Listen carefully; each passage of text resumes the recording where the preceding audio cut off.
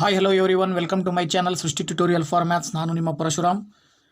ನಾನು ಈ ಒಂದು ವಿಡಿಯೋದಲ್ಲಿ ಬೇಸಿಕ್ ಮ್ಯಾಥ್ಸಿಗೆ ಸಂಬಂಧಪಟ್ಟ ಹಾಗೆ ಪ್ರಾಫಿಟ್ ಆ್ಯಂಡ್ ಲಾಸ್ ಅಂದರೆ ಲಾಭ ಮತ್ತು ನಷ್ಟದ ಬಗ್ಗೆ ಕೆಲವು ಮಾಹಿತಿಯ ಜೊತೆಗೆ ಕೆಲವು ಮಾಡೆಲ್ ಕ್ವಶನ್ಸ್ನ ಹೇಗೆ ಬಿಡಿಸೋದು, ಪ್ರಾಫಿಟ್ ಆ್ಯಂಡ್ ಲಾಸ್ನ ಕಂಡುಹಿಡಿದಕ್ಕೆ ಸಂಬಂಧಪಟ್ಟ ಹಾಗೆ ಪ್ರಶ್ನೆಗಳು ಯಾವ ರೀತಿ ಬರ್ತವೆ, ಸೊ ಅವುಗಳನ್ನು ಹೇಗೆ ಸಾಲ್ವ್ ಮಾಡಬೇಕು ಅನ್ನೋದಕ್ಕೆ ಸಂಬಂಧಪಟ್ಟ ಹಾಗೆ ಇವತ್ತಿನ ದಿನ ನಿಮ್ಮ ಜೊತೆ ಡಿಸ್ಕಷನ್ ಮಾಡ್ತಾ ಇದ್ದೀನಿ. ಸೊ ಬನ್ನಿ ಕ್ಲಾಸ್ ಶುರು ಮಾಡೋಣ. ಅದಕ್ಕಿಂತ ಮುಂಚೆ ಇದೇ ಮೊದಲು ನಮ್ಮ ವಿಡಿಯೋ ನೋಡ್ತಾ ಇದ್ದರೆ ದಯವಿಟ್ಟು ಚಾನಲ್ ಸಬ್ಸ್ಕ್ರೈಬ್ ಮಾಡಿ, ವಿಡಿಯೋಸ್ ಲೈಕ್ ಮಾಡಿ, ಶೇರ್ ಮಾಡಿ, ಜೊತೆಗೆ ಕಮೆಂಟ್ ಮಾಡೋದನ್ನು ಮರಿಬೇಡಿ ಅಂತ ಹೇಳ್ತಾ ಬನ್ನಿ ಫ್ರೆಂಡ್ಸ್ ಕ್ಲಾಸ್ ಶುರು ಮಾಡೋಣ.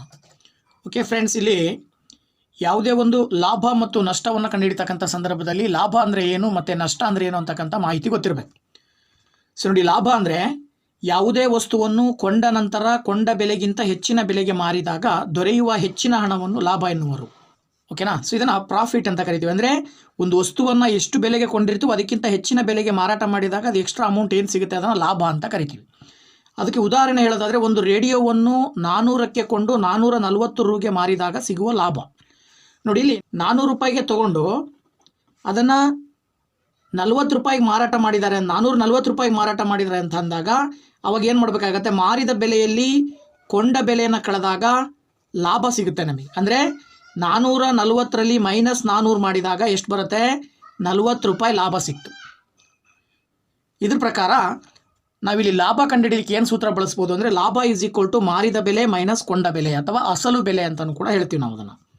So that profit is equal to selling price minus cost price ಅಂತೇಳಿ ಕೂಡ ಹೇಳ್ತೀವಿ. ಸೊ ಪ್ರಾಫಿಟನ್ನು ಕಂಡುಹಿಡಿಬೇಕಾದಾಗ ಸೆಲ್ಲಿಂಗ್ ಪ್ರೈಸ್ನಲ್ಲಿ ಕಾಸ್ಟ್ ಪ್ರೈಸನ್ನು ಕಳೆದಾಗ ನಿಮಗೆ ಏನು ಸಿಗುತ್ತೆ? ಪ್ರಾಫಿಟ್ ಅಥವಾ ಲಾಭ ಸಿಗುತ್ತೆ. ಓಕೆನಾ ಫ್ರೆಂಡ್ಸ್? ನೋಡಿ, ನೆಕ್ಸ್ಟು ನಷ್ಟ ಅಂದರೆ ನಷ್ಟ ಅಥವಾ ಲಾಸ್ ಅಂತ ಹೇಳ್ತೀವಿ. ಯಾವುದೇ ಒಂದು ವಸ್ತುವನ್ನು ಕೊಂಡ ಬೆಲೆಗಿಂತ ಕಡಿಮೆ ಬೆಲೆಗೆ ಮಾರಿದಾಗ ಅವನಿಗೆ ಕಡಿಮೆಯಾದ ಹಣವನ್ನು ನಷ್ಟ ಎನ್ನುವರು. ಅಂದರೆ ಈಗ ಉದಾಹರಣೆ ನೋಡಿ, ಇಲ್ಲಿ ಕಡಿಮೆ ಬೆಲೆ ಕೊಂಡಿರ್ತಕ್ಕಂಥ ಬೆಲೆ ಜಾಸ್ತಿ, ಅದನ್ನು ಮಾರಾಟ ಮಾಡಿರ್ತಕ್ಕಂಥ ಬೆಲೆ ಕಡಿಮೆ, ಆಗ ನಮಗೆ ನಷ್ಟ ಆಗುತ್ತೆ ಅಂತ ಹೇಳ್ತೀವಿ ನಾವು. ಉದಾಹರಣೆ ಇಲ್ಲಿ ಅಶೋಕನು ಒಂದು ವಾಚನ್ನು 850ಕ್ಕೆ ಖರೀದಿಸಿ 750ಕ್ಕೆ ಮಾರಿದನು. ಆಗ ಇಲ್ಲಿ ನೋಡಿ, ಇಲ್ಲಿ ಕೊಂಡ ಬೆಲೆ ಜಾಸ್ತಿ ಎಷ್ಟಿದೆ? 850 ಇದೆ. ಮಾರಿದ ಬೆಲೆ ಕಡಿಮೆ, ಅದೆಷ್ಟಿದೆ? 750. ಆಗ 850ರಲ್ಲಿ 750 ಕಳೆದಾಗ 100 ರೂಪಾಯಿ ಡಿಫ್ರೆನ್ಸ್ ಬರ್ತಾ ಇದೆ. ಈ ಡಿಫ್ರೆನ್ಸನ್ನು ನಾವು ನಷ್ಟ ಅಂತ ಹೇಳ್ತೀವಿ. ಓಕೆನಾ?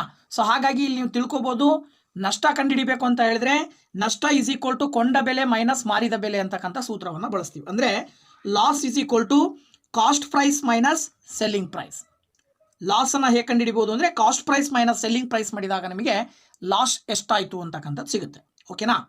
ಇದಾದ ನಂತರದಲ್ಲಿ ಶೇಕಡ ಲಾಭ ಅಂತ ಹೇಳ್ತೀವಿ ನಾವು. ಅಂದರೆ ಪ್ರಾಫಿಟ್ ಪರ್ಸೆಂಟೇಜ್ ಆಫ್ ಪ್ರಾಫಿಟ್ ಅಂತೇಳಿ. ಶೇಕಡ ಲಾಭ ಯಾವಾಗ ಸಿಗುತ್ತೆ? ಹೆಂಗಪ್ಪ ಶೇಕಡ ಲಾಭವನ್ನು ಕಂಡುಹಿಡಿಯೋದು ಅಂತಂದರೆ, ಶೇಕಡ ಲಾಭ ಕಂಡುಹಿಡಿಬೇಕಾದಾಗ ಈ ಒಂದು ಸೂತ್ರವನ್ನು ನೆನ್ಪಿಟ್ಕೊಳ್ಬೇಕು ನಾವು. ಲಾಭ ಡಿವೈಡೆಡ್ ಬೈ ಕೊಂಡ ಬೆಲೆ ಇಂಟು 100. ಅಂದರೆ ಇಲ್ಲಿ profit divided by cost price into 100 ಅಂತ ನೆನ್ಪಿಟ್ಕೋಬೇಕು. ಹಾಗೆಯೇ ಶೇಕಡ ನಷ್ಟ ಕಂಡುಹಿಡಿಬೇಕಾದಾಗ ಶೇಕಡ ನಷ್ಟ ಈಸ್ ಈಕ್ವಲ್ ಟು ನಷ್ಟ ಡಿವೈಡೆಡ್ ಬೈ ಕೊಂಡ ಬೆಲೆ ಇಂಟು 100. ಅಂದರೆ loss divided by cost price into 100 ಅಂತಕ್ಕಂಥ ಸೂತ್ರವನ್ನು ಬಳಸಿ ನಾವು ಪ್ರಾಬ್ಲಮ್ಸನ್ನು ಸಾಲ್ವ್ ಮಾಡಬೇಕಾಗತ್ತೆ. ಇಲ್ಲಿ ನಿಮಗೆ ಪ್ರಾಫಿಟ್ ಕಂಡುಹಿಡಿಯೋಕ್ಕೆ ಕೇಳ್ತಾರೆ, ಲಾಸ್ ಕಂಡುಹಿಡಿಯೋಕ್ಕೆ ಕೇಳ್ತಾರೆ, ಅಥವಾ ಪರ್ಸೆಂಟೇಜ್ ಪ್ರಾಫಿಟ್ ಅಥವಾ ಪರ್ಸೆಂಟೇಜ್ ಲಾಸ್ ಕಂಡುಹಿಡಿಯೋಕ್ಕೆ ಕೇಳ್ತಾರೆ. ಹಾಗೆಯೇ ಕಾಸ್ಟ್ ಪ್ರೈಸ್ ಕೊಂಡ ಬೆಲೆ ಎಷ್ಟು ಅಂತ ಕೇಳ್ತಾರೆ, ಮಾರಿದ ಬೆಲೆ ಎಷ್ಟು ಅಂತ ಕೇಳ್ತಾರೆ. ಈ ರೀತಿಯ ಪ್ರಶ್ನೆಗಳನ್ನು ನಾವು ಹೇಗೆ ಸಾಲ್ವ್ ಮಾಡ್ಬೋದು ಅನ್ನೋದಕ್ಕೆ ಸಂಬಂಧಪಟ್ಟಾಗೆ ಕೆಲವು ಉದಾಹರಣೆಗಳನ್ನು ನೋಡೋಣ. ಓಕೆ, ನನ್ನ ಹತ್ರ ಮೊದಲನೇ ಪ್ರಶ್ನೆ ಹೇಳುತ್ತೆ, ಒಂದು ಟೇಪ್ ರೆಕಾರ್ಡನ್ನು ರೂ 1800ಕ್ಕೆ ಖರೀದಿಸಿ ಶೇಕಡ 15 ಲಾಭಕ್ಕೆ ಮಾರಿದರೆ ಮಾರಿದ ಬೆಲೆ ಎಷ್ಟು ಅನ್ನೋದು ಪ್ರಶ್ನೆ. ಸೊ ಈ ಮಾರಿದ ಬೆಲೆಯನ್ನು ಕಂಡುಹಿಡಿಬೇಕು ಅಂತ ಹೇಳಿದರೆ ನೋಡಿದಾಗ ಇಲ್ಲಿ ಖರೀದಿಸಿರೋದು ಅಂತ ಅಂದಾಗ ಕೊಂಡ ಬೆಲೆ. ಸೊ ನೋಡಿ, ಕೊಂಡ ಬೆಲೆ ಈಸ್ ಈಕ್ವಲ್ ಟು ಎಷ್ಟಿದೆ? 1800 ರೂಪಾಯಿ ಇದೆ. ಅವನು ಲಾಭ ತೊಗೊಂಡಿದ್ದಾನೆ. ಲಾಭ ಎಷ್ಟು ಪರ್ಸೆಂಟ್ ತೊಗೊಂಡಿದ್ದಾನೆ ಅಂದರೆ 15% ಲಾಭ ಆಗಿದೆ. ಮಾರಿದ ಬೆಲೆ ಕಂಡುಹಿಡಿಬೇಕು. ಸೊ ಈಗ ನಿಮಗೆ ಶೇಕಡ ಲಾಭ ಕಂಡುಹಿಡಿಯೋ ಸೂತ್ರವನ್ನು ಬಳಸಬೇಕು. ಶೇಕಡ ಲಾಭ ಈಸ್ ಈಕ್ವಲ್ ಟು ಲಾಭ ಡಿವೈಡೆಡ್ ಬೈ ಕೊಂಡ ಬೆಲೆ ಇಂಟು 100 ಅಂತ ತಗೊಳ್ಳಿ. ಶೇಕಡ ಲಾಭ 15% ಕೊಟ್ಟಿದ್ದಾರೆ, ಲಾಭ ಗೊತ್ತಿಲ್ಲ, ಲಾಭ ಕಂಡುಹಿಡಿಬೇಕು ಫಸ್ಟು. ಕೊಂಡ ಬೆಲೆ 1800 ರೂಪಾಯಿ ಇದೆ, ಇಂಟು 100, 1800 ರೂಪಾಯಿ ಇಂಟು 100 ಅಂತ ಸೂತ್ರ. ಅದ್ರ ಪ್ರಕಾರ 0 0 0 0 ಕ್ಯಾನ್ಸಲ್ ಆದರೆ ಲಾಭ ಈಸ್ ಈಕ್ವಲ್ ಟು 15 ಇಂಟು 18 ಬರುತ್ತೆ. ಸೊ ಲಾಭ ಈಸ್ ಈಕ್ವಲ್ ಟು 15 ಇಂಟು 18 ಅಂದರೆ ಎಷ್ಟು ಬರುತ್ತೆ? 8 5 40ಕ್ಕೆ 0 ಎಸ್ಕ 4, 8 1 8 4 12, ಆಮೇಲೆ 5 1 5, 1 1 1, ಅಲ್ಲಿಗೆ ಎಷ್ಟು ಬಂತು? 5 2 7 1 1 2. ಲಾಭ ಈಸ್ ಈಕ್ವಲ್ ಟು ಎಷ್ಟು ಬಂತು? 270 ರೂಪಾಯಿ ಬಂತು. ಮಾರಿದ ಬೆಲೆ ಈಸ್ ಈಕ್ವಲ್ ಟು, ಮಾರಿದ ಬೆಲೆ ಏನಾಗುತ್ತೆ ಅವಾಗ? ಕೊಂಡ ಬೆಲೆ ಪ್ಲಸ್ ಲಾಭ. ಅಲ್ಲಿಗೆ 1800 ಪ್ಲಸ್ 270 ಕೂಡಿದ್ರೆ ಎಷ್ಟು ಬಂತು? 2070 ರೂಪಾಯಿ ಬಂತು. ಇದೇನಾಯಿತು? ಮಾರಿದ ಬೆಲೆ 2070. ಹಾಗೆ ಇನ್ನೊಂದು ಪ್ರಶ್ನೆಯನ್ನು ನೋಡೋಣ. ಒಂದು ಆಕಳನ್ನು 12% ನಷ್ಟಕ್ಕೆ ಮಾರಿದಾಗ ರು 2200 ಸಿಕ್ಕಿದ್ದರೆ ಆ ಆಕಳಿನ ಅಸಲು ಬೆಲೆ ಎಷ್ಟು ಅಂತ ಪ್ರಶ್ನೆ. ನೋಡಿ, ಒಂದು ಆಕಳನ್ನು 12% ನಷ್ಟಕ್ಕೆ ಮಾರಿದಾಗ ರು 2200 ಸಿಕ್ಕಿದ್ದರೆ ಆ ಆಕಳಿನ ಅಸಲು ಬೆಲೆ, ಇಲ್ಲಿ ಕೊಂಡ ಬೆಲೆ ಕಂಡುಹಿಡಿಬೇಕು ನೀವು. ಸೊ ನೋಡಿ, ಇಲ್ಲೂ ಕೂಡ ನೀವು ಶೇಕಡ ನಷ್ಟ ಇಸ್ ಈಕ್ವಲ್ ಟು ಸೂತ್ರ ಏನು? ನಷ್ಟ ಡಿವೈಡೆಡ್ ಬೈ, ನೋಡಿ, ನಷ್ಟ ಡಿವೈಡೆಡ್ ಬೈ ಕೊಂಡ ಬೆಲೆ ಇಂಟು 100. ಸರಿನಾ? ಅಲ್ಲಿಗೆ ನಿಮಗೆ ಕೊಂಡ ಬೆಲೆ ಬೇಕು ಅಂತ ಅಂದಾಗ ಏನಾಗ್ತಿತ್ತು? ಶೇಕಡ ನಷ್ಟ ಕೊಟ್ಟಿದ್ದಾರೆ ಎಷ್ಟಂತೆ? 12%. ನಷ್ಟ ಎಷ್ಟು ಅಂತ ಗೊತ್ತಿಲ್ಲ, ನೀವು ಕಂಡುಹಿಡ್ಕೋಬೇಕು ಅದನ್ನು. ನಷ್ಟ ಡಿವೈಡೆಡ್ ಬೈ ಕೊಂಡ ಬೆಲೆನೂ ಕೂಡ ಕಂಡುಹಿಡಿಬೇಕು. ಕೊಂಡ ಬೆಲೆ ಇಂಟು 100 ಮಾಡಿದರೆ, ಈಗ ನೀವು ಇಂಟು 100ನ ಈ ಕಡೆ ತಗೊಂಡು ಬಂದರೆ, ಅಥವಾ ನೀವು ಇಲ್ಲಿ ಕೊಂಡ ಬೆಲೆಯನ್ನು ಇಲ್ಲಿ ಇಟ್ಕೊಂಡ್ರೆ, ಕೊಂಡ ಬೆಲೆ ಇಸ್ ಈಕ್ವಲ್ ಟು ಏನಾಗುತ್ತೆ? ನಷ್ಟ ಇಲ್ಲೇ ಇರುತ್ತೆ, ಈ 12 ಇಲ್ಲಿಗೆ ಬರುತ್ತೆ, ಇಂಟು 100 ಆಗುತ್ತೆ. ಇದು ಕೊಂಡ ಬೆಲೆ. ಸೊ ಈಗ ನಿಮಗೆ ನಷ್ಟ ಎಷ್ಟು ಅಂತ ಸಿಗಬೇಕು. ಸೊ ನಷ್ಟವನ್ನು ಹೇಗೆ ಕಂಡುಹಿಡಿತೀರಾ ಅಂತ ನಾವು ನೋಡೋದಾದರೆ, ನಮಗೆ ನಷ್ಟ ಕಂಡುಹಿಡಿಯೋ ಸೂತ್ರ ಗೊತ್ತು. ಏನು? ನಷ್ಟ ಇಸ್ ಈಕ್ವಲ್ ಟು, ನಷ್ಟ ಬೇಕಾದಾಗ ಏನಾಗುತ್ತೆ ಅಂದರೆ ಕೊಂಡ ಬೆಲೆಗಿಂತ ಮಾರಿದ ಬೆಲೆ ಕಡಿಮೆ ಇರುತ್ತೆ. ಹಾಗಾಗಿ ಕೊಂಡ ಬೆಲೆ ಮೈನಸ್ ಮಾರಿದ ಬೆಲೆ ಅಂತ ತಗೊಳ್ತೀವಿ ನಾವು. ಆಗ ನೋಡಿ, ನಷ್ಟ ಇಸ್ ಈಕ್ವಲ್ ಟು ಕೊಂಡ ಬೆಲೆ ಏನಿದೆ ಇಲ್ಲಿ? ನಷ್ಟ ಡಿವೈಡೆಡ್ ಬೈ 12 ಇಂಟು 100 ಇದೆ, ಇದು ಮೈನಸ್ ಮಾರಿದ ಬೆಲೆ ಇಲ್ಲಿ ಕೊಟ್ಟಿದ್ದಾರೆ. ಅವ್ರು ಎಷ್ಟು? 2200 ರೂಪಾಯಿಗೆ ಮಾರಾಟ ಮಾಡಿದ್ದಾನೆ. ಅಲ್ಲಿಗೆ ನೀವು ನಷ್ಟ ಇಸ್ ಈಕ್ವಲ್ ಟು ಏನಾಗುತ್ತೆ? ಇವೆರಡಕ್ಕೂ LCM ತಗೊಂಡ್ರೆ 12 LCM ಬಂತು. LCM ಎಷ್ಟು ಬಂತು? 12. ಮೇಲ್ಗಡೆ ನಷ್ಟ ಇಂಟು 100 ಮೈನಸ್ ಇದನ್ನೇನು ಮಾಡಬೇಕು? 2200ಅನ್ನು 12ರಿಂದ ಗುಣಿಸಿ ಬರೀಬೇಕು. ಆಗ ಏನು ಬರುತ್ತೆ ನಿಮಗೆ? 20 ಹಾಗೆ ಬರೀತೀರಾ. 12 2 24, 12 2 24, 2 26, 26,400 ರೂಪಾಯಿ ಆಯ್ತು. ಹೌದಾ? ಈಗ ನೀವು ಏನು ಮಾಡ್ಬೋದು? ಈ 12ಅನ್ನು ಈಕ್ವಲಿಂದ ಈ ಕಡೆ ತಗೊಂಬಂದ್ರೆ 12 ಇಂಟು ನಷ್ಟ ಇಸ್ ಈಕ್ವಲ್ ಟು ನಷ್ಟ ಇಂಟು 100 ಮೈನಸ್ 26,400 ಆಯಿತು. ಸರಿನಾ? ಈಗ ನಷ್ಟ ಇಂಟು 100 ಈ ಕಡೆ ತಗೊಂಡು ಬಂದರೆ 12 ಇಂಟು ನಷ್ಟ ಮೈನಸ್ ನಷ್ಟ into 100 is equal to minus 26,400. ನೋಡಿ, ಈಗ ನೀವೇನು ಮಾಡ್ಬೋದು ಅಂತ ಹೇಳಿದ್ರೆ, ನಷ್ಟ ಕಾಮನ್ ತೆಗೆದ್ರೆ ಇಲ್ಲೇನಾಗತ್ತೆ? 12 minus 100 that is equal to minus 26,400 ಆಗುತ್ತೆ. ಆಗ ನೆಕ್ಸ್ಟ್ ನೀವೇನು ಮಾಡ್ಬೋದು? ಇಲ್ಲಿ 100ರಲ್ಲಿ 12ಅನ್ನು ಕಳೆದ್ರೆ ಎಷ್ಟು ಬರುತ್ತೆ ನಿಮಗೆ? 88 ಬರುತ್ತೆ. ಸರಿನಾ? ಅಲ್ಲಿಗೆ ಇಲ್ಲಿ ನಷ್ಟ ಇಲ್ಲೇ ಇಟ್ಕೊಂಡು ಈ 88ಅನ್ನು ಈ ಕಡೆ ತಗೊಂಡು ಬಂದಾಗ ಮೈನಸ್ 26,400 ಡಿವೈಡೆಡ್ ಬೈ ಮೈನಸ್ 88 ಅಂತ ತಗೊಳ್ಬೋದು ನೀವು. ಆಗ ಮೈನಸ್ ಮೈನಸ್ ಕ್ಯಾನ್ಸಲ್ ಆದರೆ ನಷ್ಟ ಸಿಗುತ್ತೆ ನಿಮಗೆ. ನಷ್ಟ ಎಷ್ಟು ಸಿಗುತ್ತೆ ನೋಡ್ರಿ, ಇಲ್ಲಿ 88ರಿಂದ ಇದನ್ನು ಬಾಕ್ಸ್ಬೇಕು. ಸೊ ಬಾಕ್ಸಿದಾಗ 8ರಿಂದ ಬಾಕ್ಸ್ರಿ. 8 1 8, 8 1 8. ನೆಕ್ಸ್ಟ್ ಇಲ್ಲಿ 8 3 24, 2 ಉಳಿತು, ಮತ್ತೆ 8 3 24. ಅಲ್ಲಿಗೆ 11ರಿಂದ ಬಾಕ್ಸಿದ್ರೆ 11 3 33, ಪಕ್ಕದಲ್ಲಿರೋ 0 3, 2 0 ಹಾಕಿದರೆ ಎಷ್ಟು ಬಂತು? 300. ನಷ್ಟ ಎಷ್ಟಾಯಿತು? 300 ರೂಪಾಯಿ ನಷ್ಟ ಆಯಿತು.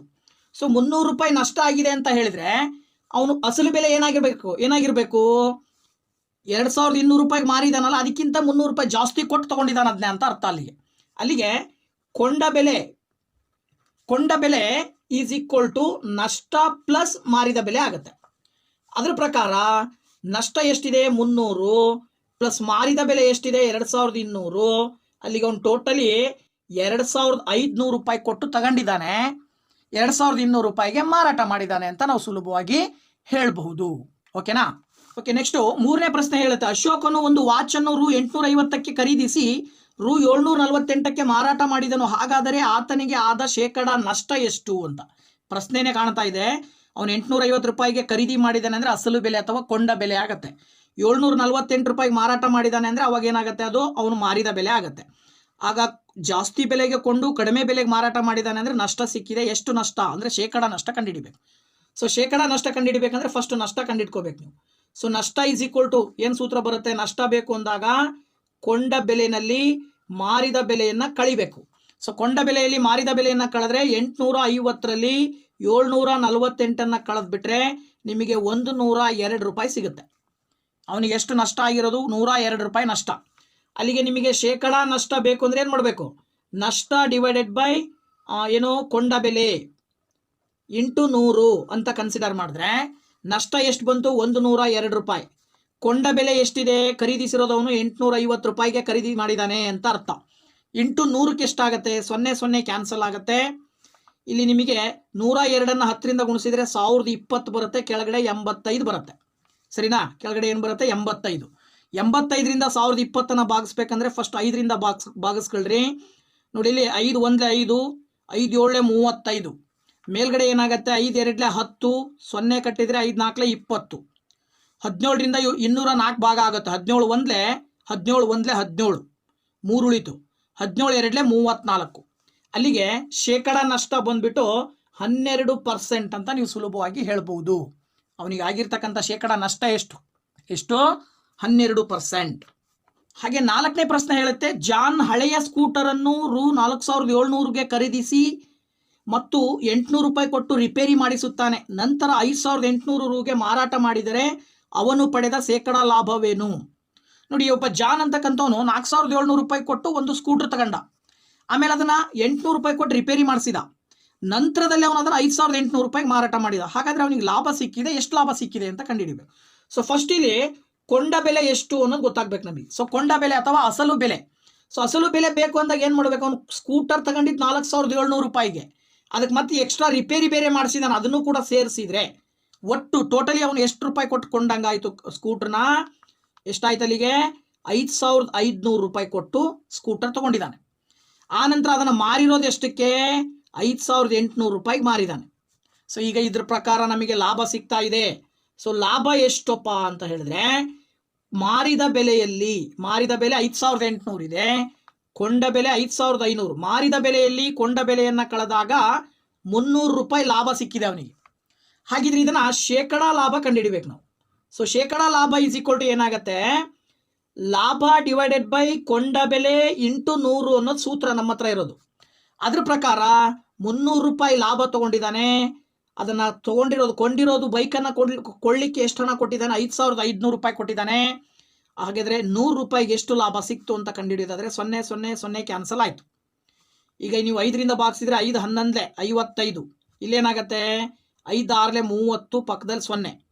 11ರಿಂದ 60 ಭಾಗಿಸಿದ್ರೆ 11 5 55 ಬಂತು, ಹೌದಾ? 11 5 55 ಬಂದರೆ 5 ರಿಮೈಂಡ್ರ್ ಉಳಿತು.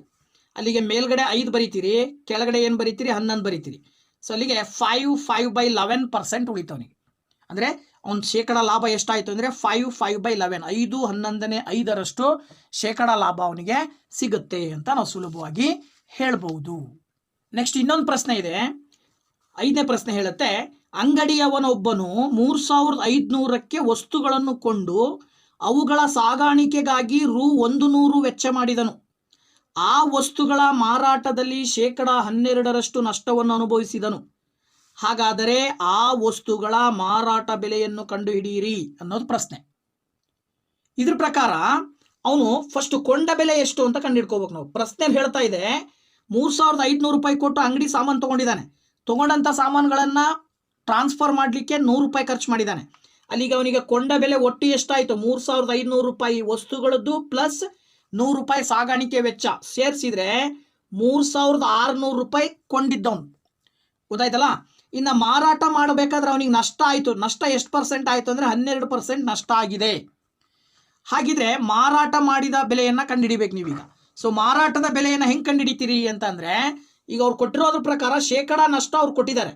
ಸೊ ಶೇಕಡ ನಷ್ಟದ ಸೂತ್ರ ಏನು, ನಷ್ಟ ಡಿವೈಡೆಡ್ ಬೈ ಕೊಂಡ ಬೆಲೆ ಇಂಟು 100 ಅನ್ನೋ ಸೂತ್ರ. ಸೊ ಶೇಕಡ ನಷ್ಟ ಎಷ್ಟಾಗಿದೆ, 12% ನಷ್ಟ ಆಗಿದೆ. ನಷ್ಟ ಆದ ಪ್ರಮಾಣ ಗೊತ್ತಿಲ್ಲ.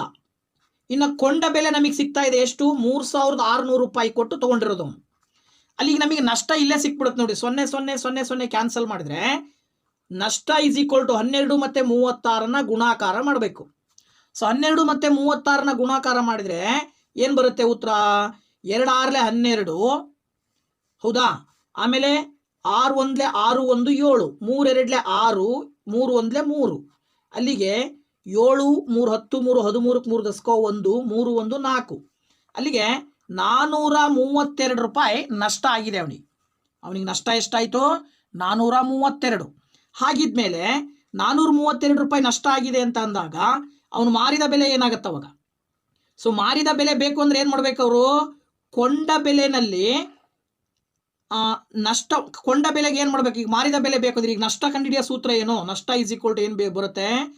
ಕೊಂಡ ಬೆಲೆ ಮೈನಸ್ ಮಾರಿದ ಬೆಲೆ ಅಂತ ಸೂತ್ರ. ಓಕೆನಾ? ಈಗ ನಿಮಗೆ ನಷ್ಟ ಎಷ್ಟಾಗಿದೆ? 432 ರೂಪಾಯಿ ನಷ್ಟ. ಅವ್ನು ಕೊಂಡಿರೋದೆಷ್ಟಕ್ಕೆ? 3600 ರೂಪಾಯಿಗೆ. ಹಾಗಾದರೆ ಮಾರಿದ ಬೆಲೆ ಸಿಗಬೇಕು ಅಂತ ಹೇಳಿದ್ರೆ ಏನು ಮಾಡ್ಬೇಕು ನೀವು? ನೋಡಿ, ಮಾರಿದ ಬೆಲೆ ಬೇಕು ಅಂತ ಹೇಳಿದ್ರೆ ಇದನ್ನು ಈ ಕಡೆ ತೊಗೊಂಬರ್ರಿ, ಇದನ್ನು ಈ ಕಡೆ ಒಯ್ಯಿರಿ. ಆಗ 3600ರಲ್ಲಿ ಮೈನಸ್ 432 ರೂಪಾಯಿನ ಕಳಿಬೇಕು. ಹೌದಾ? 3600ರಲ್ಲಿ 432 ರೂಪಾಯಿನ ಕಳೆದ್ರೆ ಎಷ್ಟು ಬರುತ್ತೆ? 10ರಲ್ಲಿ 2 ಹೋದರೆ 8, 9ರಲ್ಲಿ 3 ಹೋದರೆ 6, ಇಲ್ಲೇನು ಉಳಿತು? 9ರಲ್ಲಿ 3 ಹೋದರೆ 6, ಆ್ಯಂಡ್ ನೆಕ್ಸ್ಟ್ ಇಲ್ಲಿ 6 ಉಳಿದಿದೆ, 5 ಉಳಿದಿದೆ, 5ರಲ್ಲಿ 4 ಹೋದರೆ 1, 3168 ರೂಪಾಯಿ ಉಳಿತು. ಅಂದರೆ 3168 ರೂಪಾಯಿಗೆ ಅದನ್ನು ಮಾರಾಟ ಮಾಡಿದ. ತೊಗೊಂಡಿದ್ದು 3600 ರೂಪಾಯಿಗೆ, ಮಾರಾಟ ಮಾಡಿದ್ದ ಆ ವಸ್ತುಗಳನ್ನು 3168 ರೂಪಾಯಿಗೆ. ಸೊ ಆಗ ನಷ್ಟ ಎಷ್ಟಾಯಿತು? 432. ಅದನ್ನು ಪರ್ಸೆಂಟೇಜಲ್ಲಿ ಹೇಳಿದಾಗ 12% ನಷ್ಟ ಆಗಿದೆ ಅಂತ ನಾವು ಸುಲಭವಾಗಿ ತಿಳ್ಕೊಬಹುದು. ಓಕೆನಾ? ಸೊ 5 ಪ್ರಶ್ನೆಗಳೊಂದಿಗೆ ಲಾಭ ಮತ್ತು ನಷ್ಟ, ಶೇಕಡ ಲಾಭ ಮತ್ತು ಶೇಕಡ ನಷ್ಟವನ್ನು ಕಂಡುಹಿಡಿತಕ್ಕಂಥದ್ದು ಹೇಗೆ, ಸೊ ಆ ಸೂತ್ರಗಳು ಯಾವ ರೀತಿ ಬರ್ತವೆ ಅನ್ನೋದಕ್ಕೆ ಸಂಬಂಧಪಟ್ಟಾಗೆ ಒಂದು ಚಿಕ್ಕದಾಗಿರ್ತಕ್ಕಂಥ ವಿಡಿಯೋ ಮಾಡಿದ್ದೀನಿ. ವಿಡಿಯೋ ಇಷ್ಟ ಆದರೆ ದಯವಿಟ್ಟು ಲೈಕ್ ಮಾಡಿ, ಹಾಗೆ ನಿಮ್ಮ ಫ್ರೆಂಡ್ಸ್ಗೂ ಕೂಡ ಶೇರ್ ಮಾಡಿ, ಜೊತೆಗೆ ಕಮೆಂಟ್ ಮಾಡೋದನ್ನು ಮರಿಬೇಡಿ ಅಂತ ಹೇಳ್ತಾ ಮತ್ತೆ ನಿಮ್ಮ ಭೇಟಿ ಮುಂದಿನ ವಿಡಿಯೋದಲ್ಲಿ. Thank you very much. Bye bye.